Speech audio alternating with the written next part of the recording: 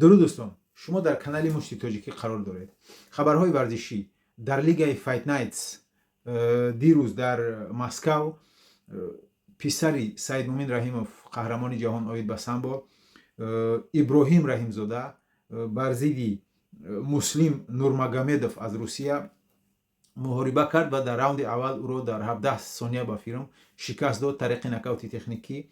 و ما او رو تبریک میکنیم و امیدواریم که او در لیگ فایت نایتس قهرمان خواهد شد.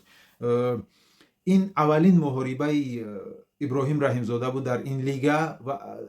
در همون لیگ در ام ام ای پروفسیونالی این یکمین دبیوتش بود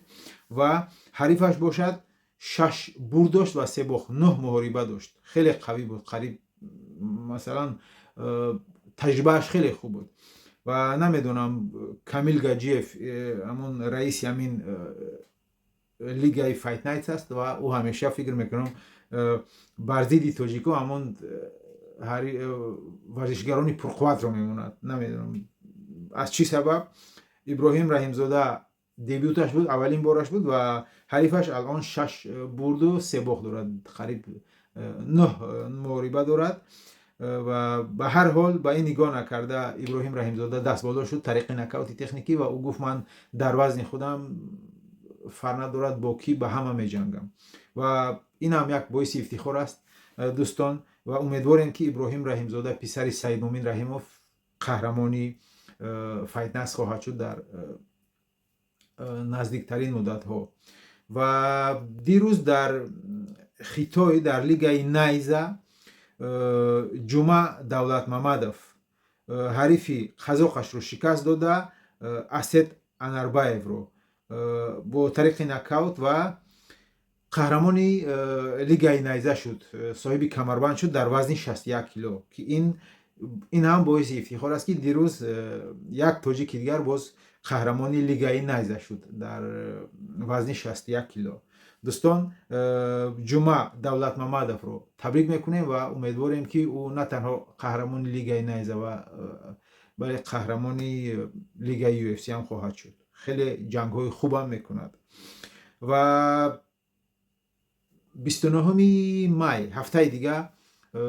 اسرار واحدوف برای کمربند میجنگد در تاشکند آید با بوکس. حریفش باشد 2 کرات قهرمانی المپیا است و 2 کرات قهرمانی جهان و خیلی پرقوت هم هست و امیدواریم از کوبا از حریفش باکسری خوب است و امیدواریم که اسرار واحدوف با این نگاه نکرده او رو شکست میدهد و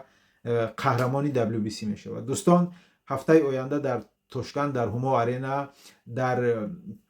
همون دور نهایی در آخرین نبرد اسرار واحدوف از تاجیکستان و الان از اسفره اتوبوس ها با تاشکند می آیند و فندهای اسرار واحدوف رو که او رو دستگیری میکنند آنها میان در این ورزشگاه در هوما آرینا حتما اسرار واحدوف رو دستگیری میکنند که او قهرمان شود. دوستان باز یک خبری خوش، لیگ ای سی ای شاید همین سال یا تابستان یا که تیرماه در تاجیکستان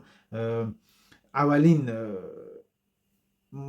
مسابقه خود رو برگزار کند و امیدواریم که در تاجیکستان اگر برگزار شود یگان تاجیک برای کمربند بجنگد، یا اسکندر محمدعلیف یا که اعظم غفورов بسیار هستند که در لیگ ای سی ای جنگ میکنند و امیدواریم که یکی از آنها فریدون عادیلوف یکی از آنها برای کمربند خواهد جنگی در لیگ ای سی ای در تاجیکستان. دوستان این بودن خبرهای ورزشی و امیدواریم که ورزشکاران تاجیک همیشه دست بالا خواهند شد. در کانال مشتی تاجیکی ابونه شوید. خدا یار و یاورتان باد تا امید دیدار.